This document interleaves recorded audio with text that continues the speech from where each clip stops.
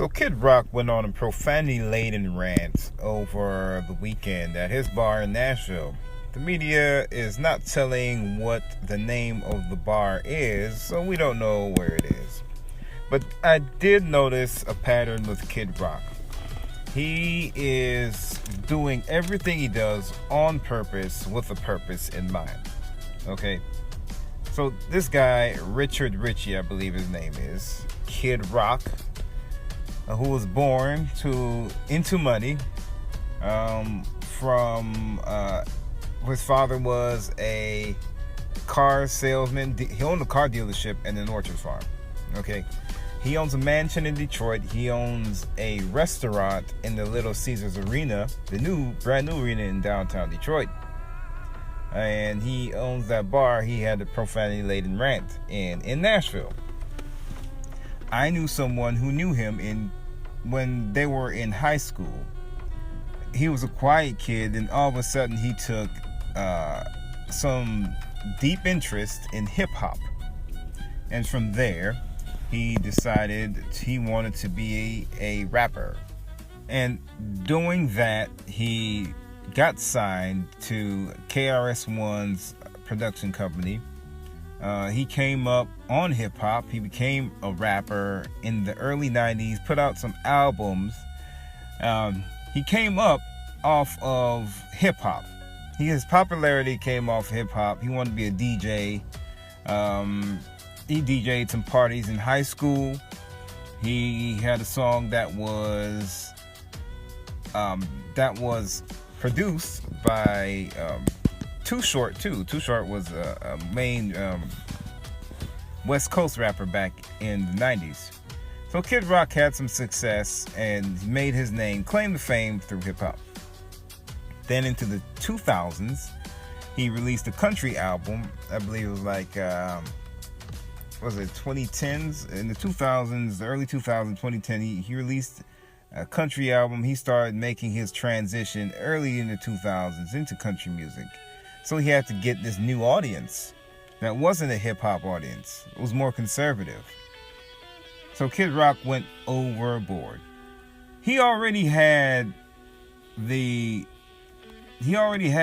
audience. He already was vulgar. And he already been fined by the FCC for his vulgarity in one of the songs. Many of the songs, in one of the songs he played on college radio back in the 90s.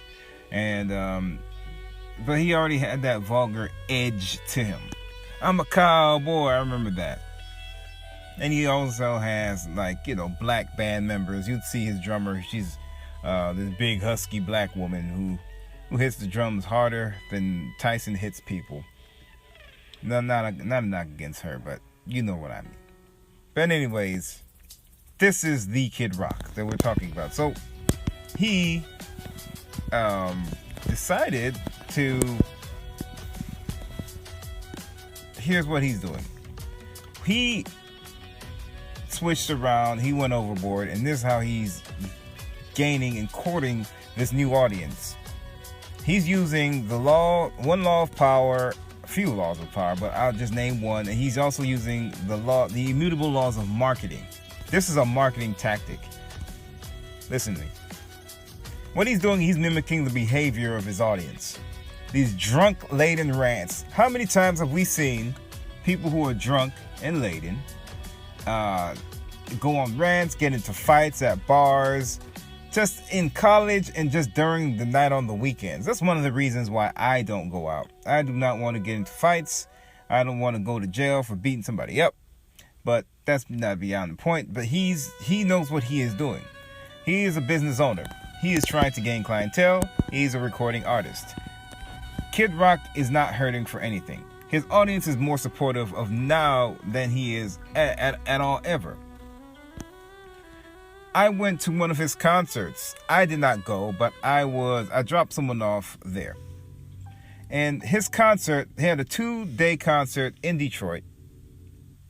And that 2-day concert was sold out.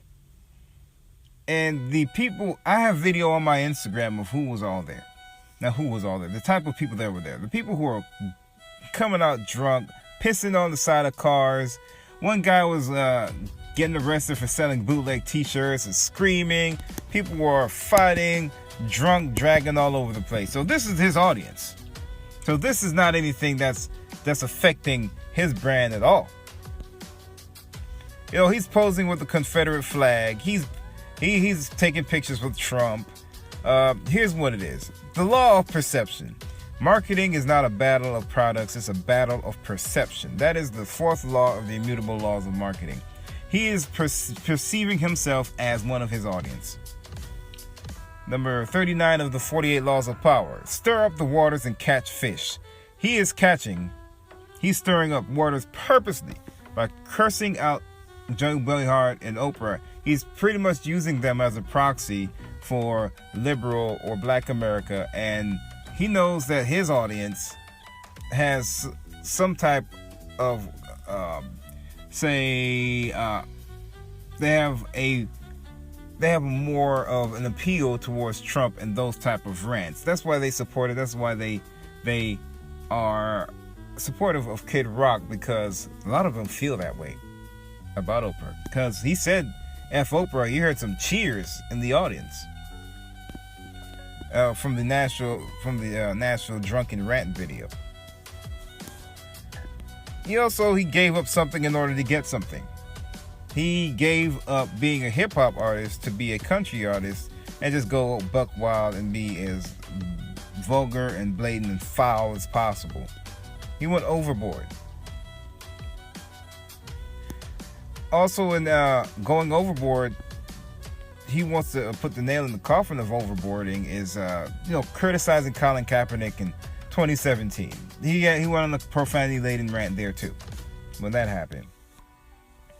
Also, the law of sacrifice. He gave us something to get something. I've said that already.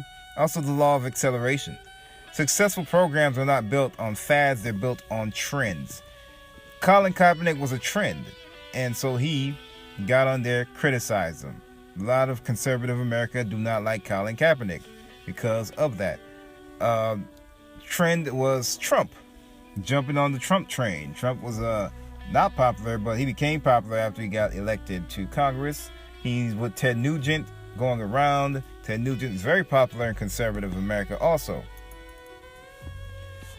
So do you understand that Kid Rock is doing this on purpose? It doesn't seem like his restaurant was hurting. I also did try a salad at his restaurant. I was with some folks. I didn't pay for it, but the salad was okay. It was a walnut and cranberry salad with a raspberry vinaigrette. It was okay. I could have gotten it anywhere. But it doesn't seem like he's struggling at all financially. Sold out concerts, very successful restaurants. He knows what he's doing. And I'm not telling anyone to do what he does, but he's using these laws in order to sell stuff.